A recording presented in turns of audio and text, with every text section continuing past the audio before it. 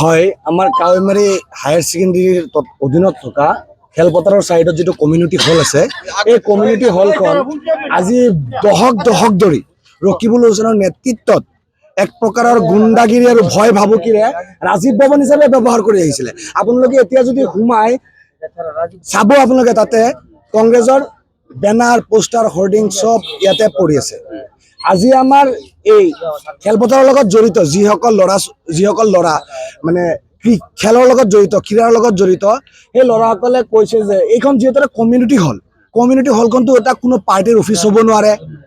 আমি কমিউনিটি হলখন আমাৰ কাৰ্যালয় হিচাপে ব্যৱহাৰ কৰিব বিচাৰোঁ। কাৱৈমাৰী আঞ্চলিক স্পৰ্টছ এছ'চিয়েশ্যনে এই কমিউনিটি হলখন কাৰ্যালয় হিচাপে ব্যৱহাৰ কৰিব বিচাৰিছে।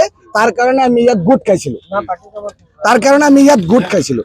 তেনে অৱস্থাতে আজিৰ দিনতো ৰকিবুল হুছেইনৰ গুণ্ডা বাহিনীয়ে ইয়াত আমাক মাৰিবলৈ উদ্যত হৈছে।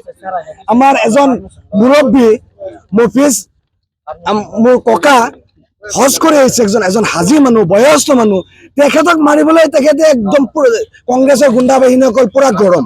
হাইৰে, আমি তাত কাজিয়া কৰিবলৈ অহা নাই, যুদ্ধ কৰিবলৈ অহা নাই। আমি কৈছো যদি এইটো তোমালোকৰ অফিচ, তোমালোকৰ তাত কিবা কাগজ আছে, বৈধ তোমালোকৰ নথি পত্ৰ আছে, দেখুৱাই তোমালোকে অফিচ হিচাপে ব্যৱহাৰ কৰা।